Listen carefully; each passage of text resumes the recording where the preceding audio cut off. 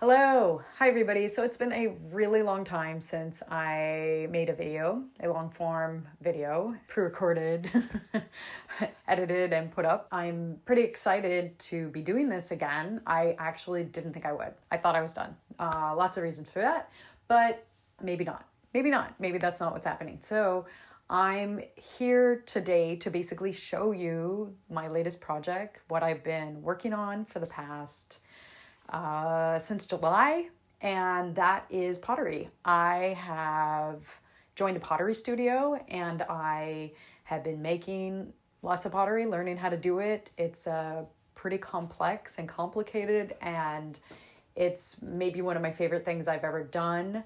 There's a great sense of community when you join a studio, and then also there's just so much that you can do with pottery, and there's not a lot of pre-planning that you need to do. Yet yes, you do. Like, you need to, like, if you're sitting down at the wheel, you kind of want to know basically what you're doing, but you have a huge amount of variability in that it can organically happen. Editor Heather here. I'm gonna read you something I wrote because I don't think I'm explaining it very well here. Clay invites you to co-create with it. You work as a team. Your own whims, intent must be negotiated with the clay's mood. When you're doing, for example, love doing this kind of work, but when you're doing this kind of work, you're basically like trying your best to create a product that you theoretically have in your head, or at least you have like a visual aid in front of you. This is like a mushroom that somebody took a photo of, and then I am painting it. There's a lot of planning that goes in, which is beautiful and wonderful, and I love doing it. But the thing about pottery is that you definitely get to let the clay work with you. So watercolor can be like that. I do a lot of watercolor. Watercolor is very similar in that you can't always predict what it's going to do, but you can maybe probably predict with more consistency than, or predictability, I should say, than you would with a piece of clay. That, you know, the temperature of that day, how much grit there is in the clay, how much water, how you're feeling that day, because it's actually like you have to be pretty strong, which is actually my favorite thing about it, is that it helped build up my muscle. I had to take a month off because I had a medical procedure done that would impact my ability to like bend a lot. It was like my lower back. So I haven't actually made any pottery lately, but I kind of finished most of what I wanted to do before Christmas, and I'm going to share that with you today. So I just want to say what I'm wearing today is for Wicked. I am going to go see Wicked 2. What is it called? Wicked insert. Whatever it's called. I'm excited to go see it soon. First, before I go and do that, some of my pottery is going on a plane tomorrow, and I wanted to be able to send it with someone, and so it's going to be gone. The pieces that are going on the plane are the ones I'm most interested in making sure get into this video. So this is the piece I know is going to go on the plane. This one has been selected. Let me take off the bow so we can see it better. This is recycled sari silk, by the way. So this is probably one of my favorite pieces. I had two people that I wanted it to go to, and it's gonna go to one of them. It's probably gonna go to my mom. So she gets first dibs. Before she goes, I do need to wet sand it. It's a little rough. I don't want it scratching up people's furniture. What I love about this one is how the glaze, I don't know if you can see this, but the glaze is like collecting at the bottom, kind of dripping and getting real thick. It also around the edge is a little bit darker. I like that I made a rounded handle. Now the handle's a little bit wonky, but I kind of love that about pottery. I love that it doesn't need to be perfect. Another piece that'll be going, most likely, is this one. Very similar to the one that will be going to my mom. She likes it because you can pour with it. I think that's great. So this one I really like, and I'm willing to give to people. So I have some that already went. They've already been gifted. I have a picture. Here's a photo of them. They were some of my favorites, and I wasn't embarrassed of them. It's not embarrassed. I'm not embarrassed of any of my work, but I don't necessarily think like, oh, I want this to be in someone's house. So this one I'm excited to be in someone's house. So I think this is gonna go to one of my coffee loving friends. I like how the glaze is not quite like it's when I dipped it. So you basically, most of the time, you can paint it on, but I dipped it into a bucket, boop, and I did it at kind of an angle. And I think that angle looks really cool. So I'm willing to give this away. It's also really smooth on the rim. It's pretty smooth clay, so I wouldn't be worried about this like scratching someone's counter. I think it'd be fine. I also love the way the glaze has collected at the bottom. Trying to get it in frame. I don't know if it's working. The glaze is collecting at the bottom and is like a different color down there. Two more options that I might send would be this one here. I love the way the glaze like perfectly went to the side, perfectly diagonal. I tried to do the same one with this, but it just didn't turn out the same. It just ended up looking odd. Like, just aesthetically, it just worked out so much better for this one. It's kind of small, unless the person's really okay with just taking like a few sips of water or their coffee or whatever. I don't really feel like this is worth sending, but the glaze,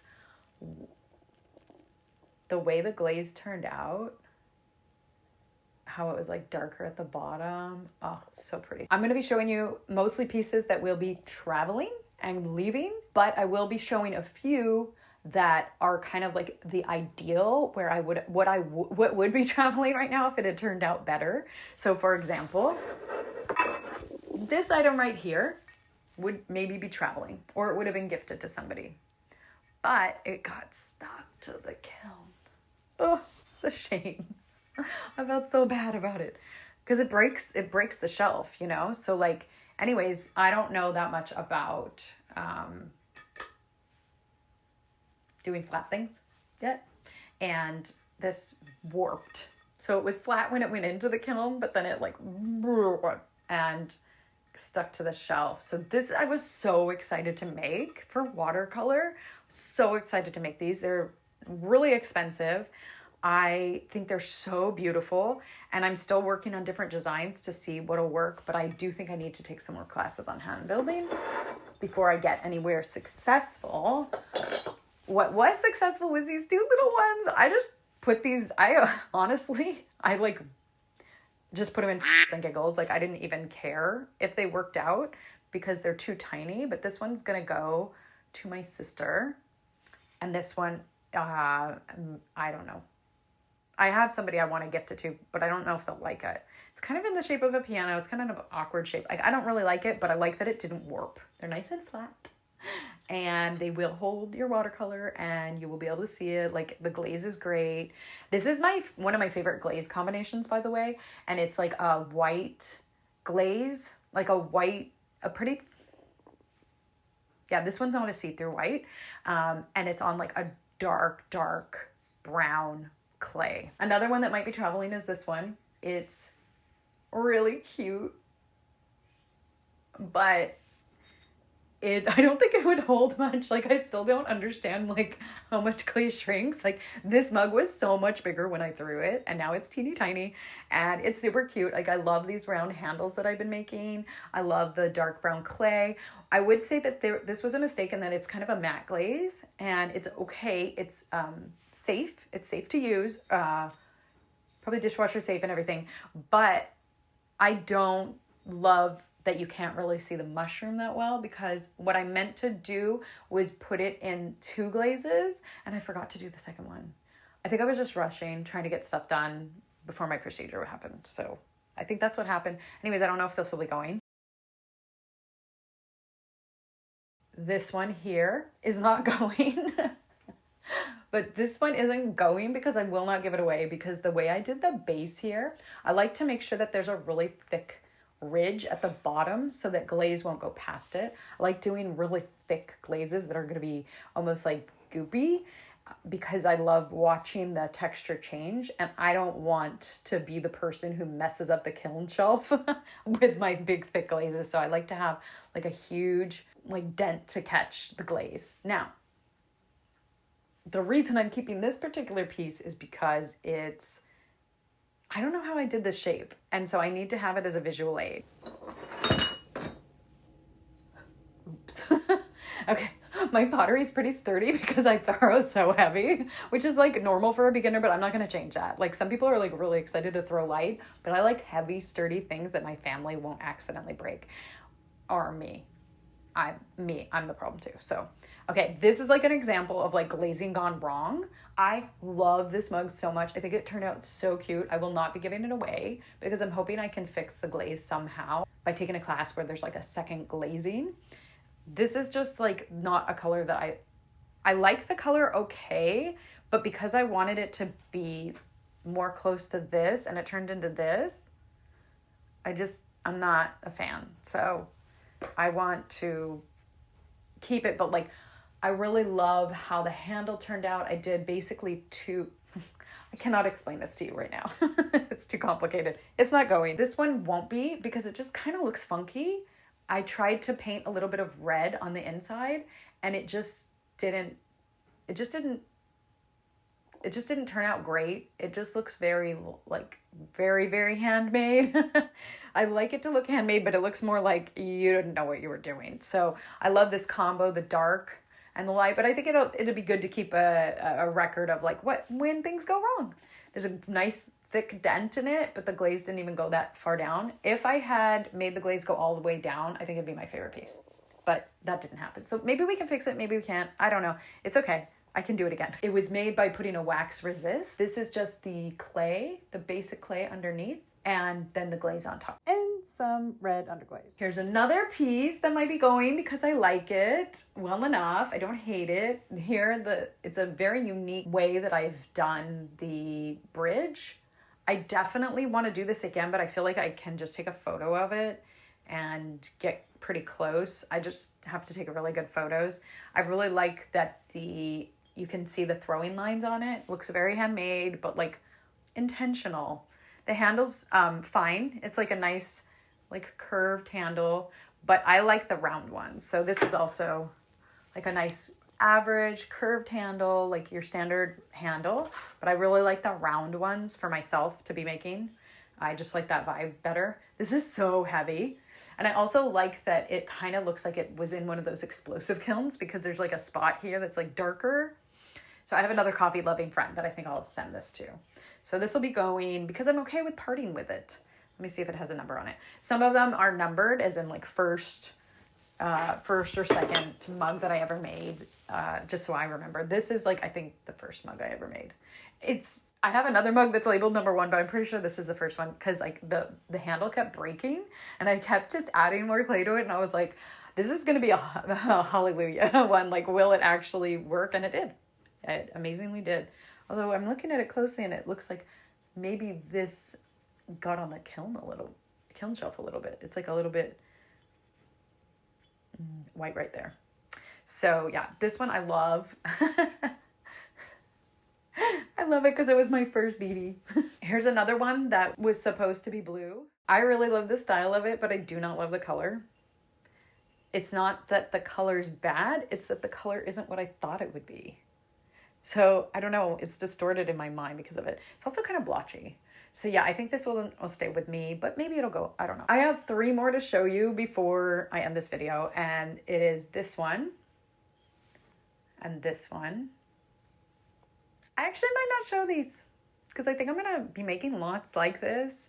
I might sell it. Somebody could steal my design. Is that going to happen? So many people make pottery of varying kinds. I'll decide later. Anyways, love this. Like, this is like, I feel like my best experiment. I love it so much. My second best experiment is this. This one, nobody really wants. Well, my husband wants it, but nobody's that excited about it. I'm excited because it worked. I tried painting on the clay and it was really impulsive. I just randomly picked this one, probably because of the surface area. I love this one because of the handle. Honestly, I would probably love this one so much more if it had this glaze on it. I don't love the color of this clay just by itself. That's really the issue. I think that if I wanted to do more art on it, I would use a very light clay like this one, or a very dark clay like this one. And to end, I'm just gonna show you the mug that I kept for myself.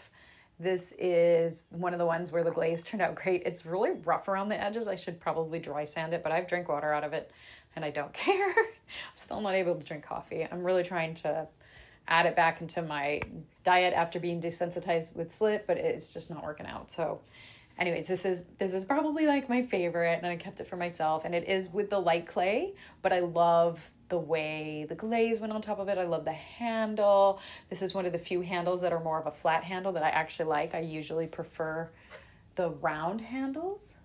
So these were very similar glazes. I think I chose the same glaze on top of the same clay. So, and it turned out great.